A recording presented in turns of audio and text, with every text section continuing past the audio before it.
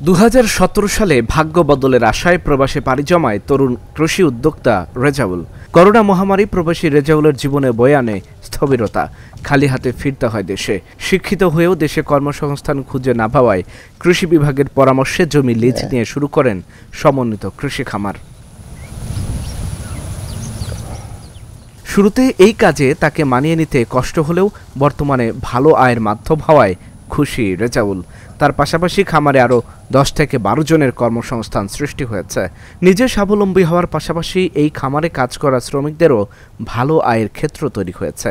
করোনার মহামারীতে আমাদের কোম্পানি থেকে শুরু করে মালয়েশিয়ায় একটা ভয়াবহ পরিস্থিতি হয়েছে, যেটা বাংলাদেশের চেয়ে আরও ভয়াবহ। তো তখন দেখতেছি যে না, আমি যেভাবে আসি আর যে অবস্থাতে আসি তাতে ওখানে থাকাটা ঠিক হবে না।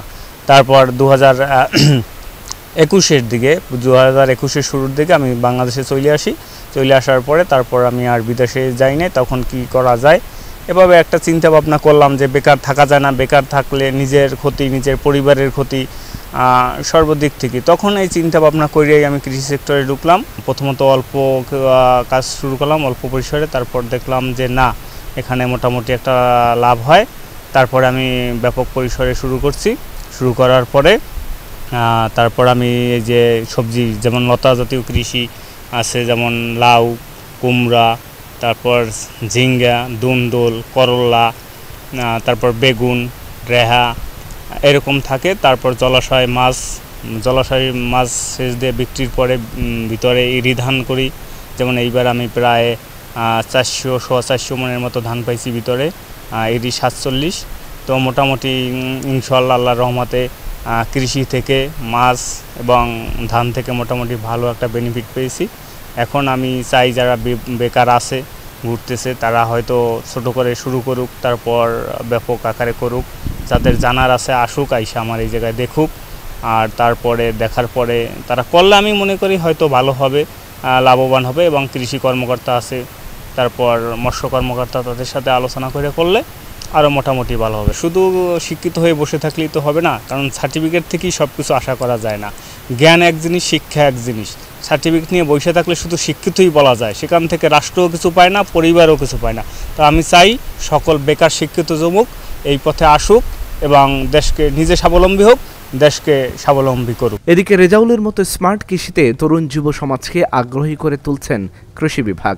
কৃষকদের জমিতে ঘের করে উচ্চমূল্যের ফসল আবাদে সরাসরি এবং অনলাইনেও পরামর্শ দেওয়ার কথা জানালেন কৃষি তথ্য সার্ভিসের এই কর্মকর্তা। মানে ঘের তৈরি করে ঘেরের চারপাশে বিভিন্ন ধরনের উচ্চমূল্যের সবজি চাষ করার জন্য আমরা পরামর্শ দিয়ে থাকি, এবং আমরা কৃষি তথ্য সার্ভিস বিভিন্নভাবে আমরা পরামর্শ দিয়ে থাকি। অনলাইনের মাধ্যমে, বেতার, টেলিভিশনের মাধ্যমে, পত্রপত্রিকার মাধ্যমে উদ্বুদ্ধ করে থাকি। ফসলের উৎপাদন বৃদ্ধি ও বাজারের চাহিদা অনুযায়ী কৃষককে পরামর্শ ও সহায়তা দিয়ে স্মার্ট কৃষকের রূপান্তর করার চেষ্টা করছে কৃষি বিভাগ। কৃষি অবশ্যই আমাদের যে প্রকল্প, বিভিন্ন প্রকল্পের মাধ্যমে আমাদের কিন্তু কৃষির যে বাণিজ্যিকীকরণ, এইটা কিন্তু আমরা কৃষকদের মাঝে সম্প্রসারণের চেষ্টা করছি। এই কৃষি কিন্তু আগের মতো খোরপোশের কৃষি নেই, এবং কৃষি বর্তমান নতুনের কৃষি হবে আমাদের লাভজনক কৃষি, বাণিজ্যিক কৃষি, শিল্পায়নের কৃষি। এটি আমরা নতুন কৃষকদের মাঝে সম্প্রসারণের চেষ্টা করছি। কৃষি সম্প্রসারণ অধিদপ্তরের এই কর্মকর্তা বলছেন, যেখানেই পতিত জমি আছে সেটিকে কাজে লাগাতে হবে। সঠিক পরিকল্পনা, প্রযুক্তির ব্যবহার এবং সরকারি সহায়তায় কৃষকরা লাভবান হতে পারে। আমাদের যেখানেই পতিত জমি আছে সেটাকেই যেন কৃষক উপযুক্তভাবে কাজে লাগায় এবং আধুনিক প্রযুক্তিতে চাষ করে। সেটা সবজি হতে পারে, ফল হতে পারে। ওনার এখানে দেখে আমি আসলে খুবই অভিভূত।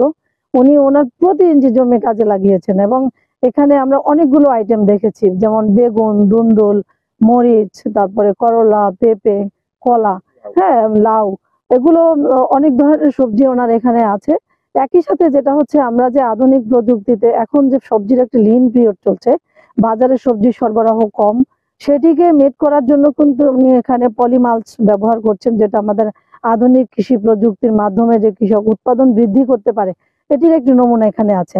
একই সাথে সবজিতে যেগুলো আমাদের কিউকারবিট যে সবজি, সেই সবজিতে উনি ফেরোমেন ট্র্যাপ ব্যবহার করেছেন, যেটা আমরা নিরাপদ সবজি উৎপাদনটাকে নিশ্চিত করার জন্য বলে থাকি। তো এখন আমরা চেষ্টা করছি, যেসব কৃষকদের মোটামুটি সামর্থ্য ভালো, তাদের ইনভেস্ট করার সুযোগ আছে, যারা এরকম উঁচু করে নিতে পারে, নিচ্ছেও অনেকে। এখন দেখা যাচ্ছে আমরা অনেক উপজেলাতেই গ্রীষ্মকালে বেশ ভালো সবজির আবাদ লক্ষ্য করছি এবং বিভিন্ন উদ্যোক্তা কৃষক তৈরি হচ্ছেন, সেখানে এটি সম্প্রসারণ হচ্ছে, আমরা দেখছি কার্যক্রম। 10 একর জমিতে চলতি মৌসুমে 6 একরে মাছ চাষ এবং বাকি জমিতে লাউ, মরিচ, পেঁপে, করলা, বেগুন ও ধুন্দুল আবাদ করেছেন Rezaul. Dhaka journal news desk.